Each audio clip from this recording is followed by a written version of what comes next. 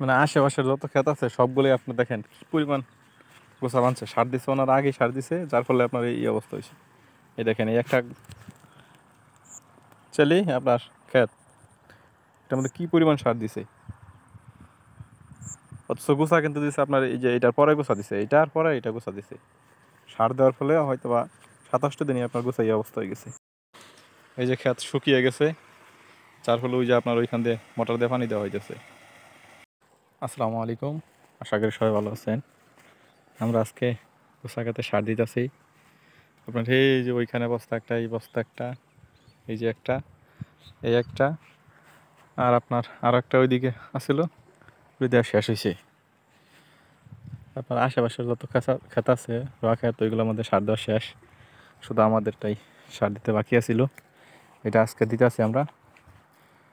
আপনার সাদা, কালা, লাল, পরে আবার কিছু প্যাকেট ফ্রাটনের, সবগুলা মিশ্রিত করিয়া এগুলো দিয়ে দিয়েছি।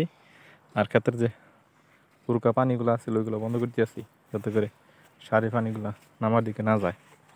আর ওইখানে যে ওই যে মেশিনের সেট আছে ওটা বন্ধ করে দিছি। এই যে এই সাইডটা সার ছিল, এটা নিয়ে যাই।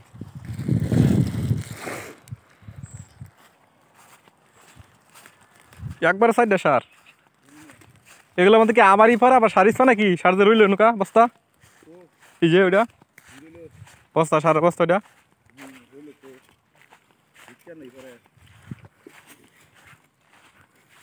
এই যে হুমানে উরকা, এই যে ফানি যাইতেছে, ওই যে ফানি বন্ধ করে দিছ। হ্যাঁ, ধীরে করে ফানি যাইতেছে। এই যে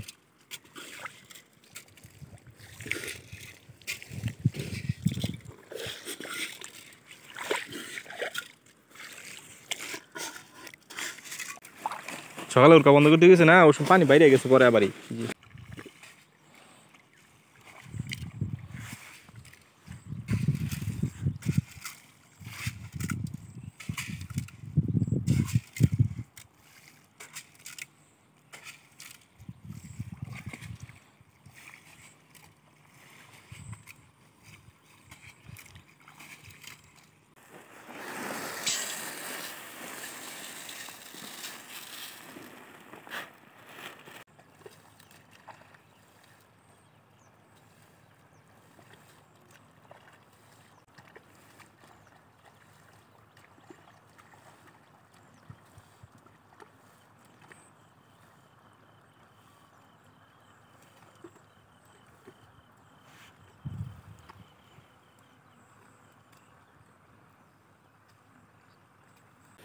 মানে আশেপাশের যত ক্ষেত আছে সবগুলোই আপনি দেখেন কি পরিমাণ গোছা বানছে। সার দিছে, ওনার আগেই সার দিছে, যার ফলে আপনার এই অবস্থা হয়েছে।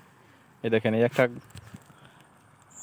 চাইলেই আপনার ক্ষেত, এটার মধ্যে কি পরিমাণ সার দিছে। অথচ গোছা কিন্তু দিছে আপনার এই যে এটার পরে গোছা দিছে, এটার পরে এটা গোছা দিছে। সার দেওয়ার ফলে হয়তো বা 27টা দিনই আপনার গোছা এই অবস্থা হয়ে গেছে।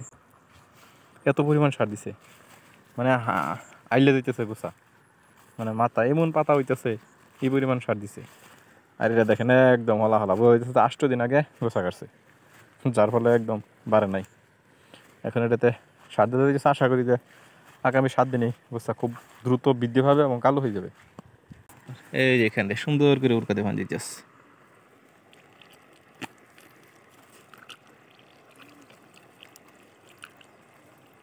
সুন্দর করে বন্ধ করতে হবে, যাতে করে আপনার সারের পানিটা নামার দিকে না যায়। এই যে ক্ষেত শুকিয়ে গেছে, যার ফলে ওই যে আপনার ওইখান দিয়ে মোটর দিয়ে পানি দেওয়া হইতেছে।